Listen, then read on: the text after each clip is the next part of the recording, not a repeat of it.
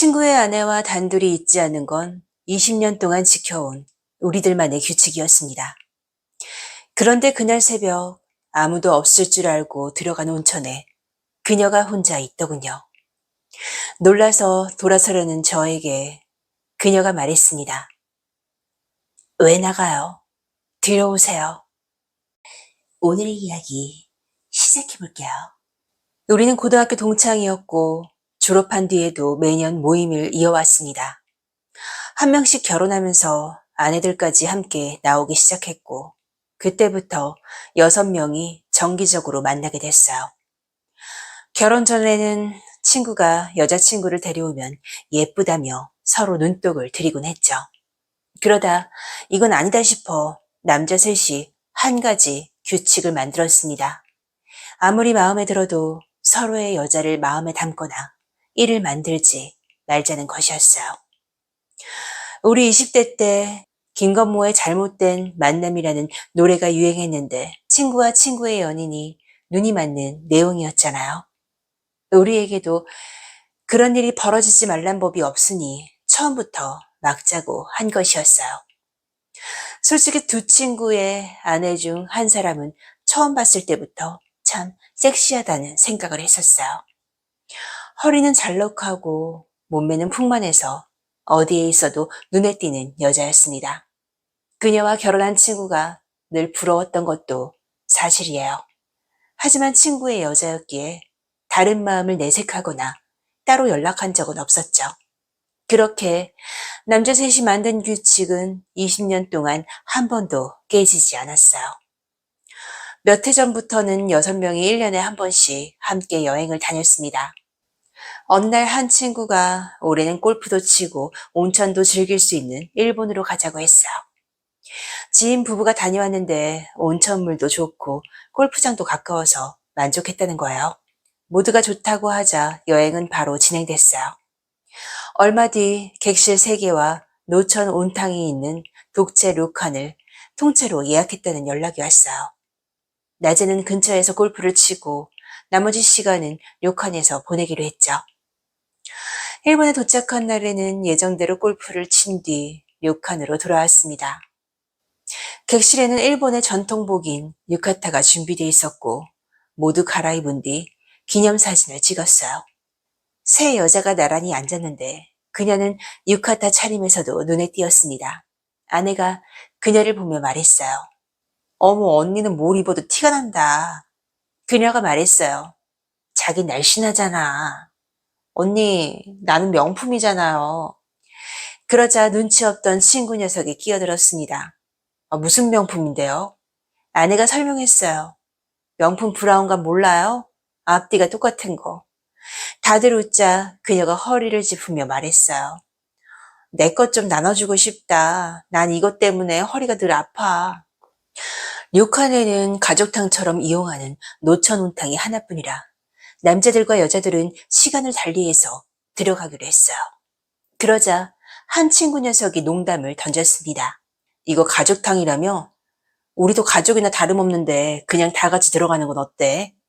그녀가 자신 있게 말하더군요. 어머, 그랬다가는 다들 코피 터져요. 다들 웃었지만 온천은 처음 정한 대로 남자들과 여자들이 시간을 달리해서 이용했습니다. 여자들이 먼저 씻고 나온 뒤 남자들이 들어갔어요. 뜨거운 물에 몸을 담그고 있으니 쌓였던 피로가 한결 풀리는 것 같았어요. 온천을 마친 뒤에는 6명이 함께 저녁을 먹으며 일본 술을 마셨어요. 오랜만에 함께 떠난 여행이라 이야기가 이어졌고 어느새 시간이 꽤 늦었더군요. 식사를 마친 뒤에는 각자의 객실로 돌아갔죠. 아내는 눕자마자 잠이 들었고 저도 곧 잠들었습니다. 그러다 새벽 4시가 조금 넘어서 갑자기 눈이 떠졌어요. 낮에 물 위에서 골프를 쳐서 그런지 어깨와 허리가 뻐근했고 다시 잠이 오지 않는 거예요. 그래서 모두 자고 있을 시간이니까 온천에 잠깐 몸만 담그고 오기로 했죠.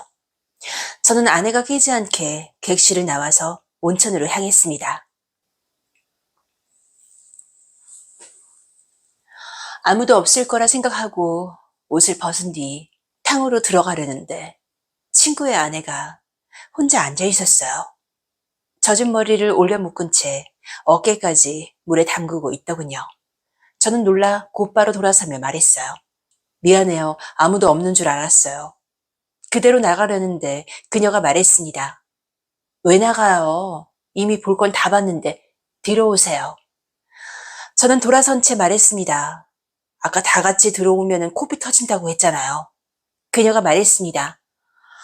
그럼 직접 확인해봐요. 정말 그런지. 저는 그녀를 다시 바라봤어요. 그녀는 아무렇지도 않게 물속에 앉아 있었습니다. 결국 저도 탕 안으로 들어가 그녀와 조금 떨어져 앉았어요. 친구의 아내로만 봐왔던 여자와 단둘이 탕 안에 있다는 사실이 믿기지 않았습니다. 그녀가 물었습니다. 나 처음 봤을 때 어땠어요? 솔직히 말해도 돼요? 그래서 물어보는 거예요. 저는 처음 봤을 때부터 참 섹시하다고 생각했다고 말했습니다. 그녀와 결혼한 친구가 늘 부러웠다는 말도 했어요. 그러자 그녀가 제 옆으로 자리를 옮겼습니다. 물속에서 그녀의 다리가 제 다리에 닿았지만 누구도 피하지 않았어요.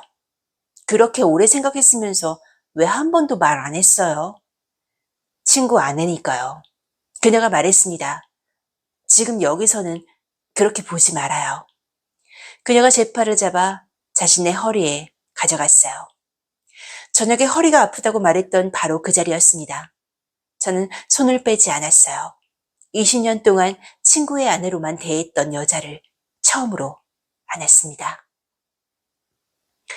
친구의 아내라는 생각에 멈춰야 했지만 심장은 걷잡을 수 없이 뛰고 있었어요. 누군가 온천으로 올지도 모른다는 생각이 들면서도 그녀에게서 떨어질 수가 없었습니다. 우리는 한동안 그곳에 함께 있다가 각자의 방으로 돌아갔죠. 온천을 나와 방으로 향하는 동안 누군가 마주칠까봐 가슴이 계속 뛰었습니다. 제가 방에 들어왔을 때는 밖이 조금씩 밝아지고 있었어요. 아내는 제가 나간 줄도 모르고 그대로 잠들어 있었습니다. 저는 한참 진정되지 않은 가슴을 누르며 아무 일도 없었던 것처럼 아내 옆에 누웠어요. 다음날 아침 6명은 아무 일도 없었던 것처럼 다시 한자리에 모였습니다. 친구는 저를 보며 잘 잤느냐고 물었고 저는 그렇다고 대답했어요. 그녀 역시 평소와 다르지 않았습니다. 저는 그녀와 눈이 마주칠 때마다 새벽 온천에서 있었던 일이 떠올랐습니다. 하지만 그 자리에서 그 사실을 알고 있는 사람은 그녀와 저뿐이었죠. 여행을 마치고 돌아오는 동안에도 우리는 그날의 일을 한마디도 꺼내지 않았습니다. 그 뒤에도 6명의 모임은 계속됐어요. 그녀와 따로 연락하거나 둘만 만나는 일도 없었습니다. 친구와 아내들 앞에서는 예전과 다르지 않게 행동했죠. 그러다 얼마 전 다음 여행지를 정하자는 이야기가 나왔습니다. 한 친구가 이번에도 온천이 있는 곳으로 가자고 했어요. 그 순간 저도 모르게 그녀를 봤고 그녀 역시 저를 보고 있었습니다. 그 일은 지금까지도 우리 둘만 아는 비밀로 남아 있습니다. 하지만 다음 여행에서도 그 규칙을 지킬 수 있을지는 저도 장담하지 못하겠네요.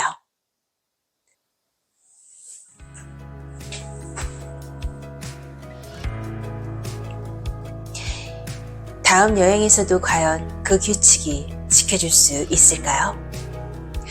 구독과 좋아요, 알림 설정, 그리고 하이프는 판도라에게 큰 힘이 됩니다.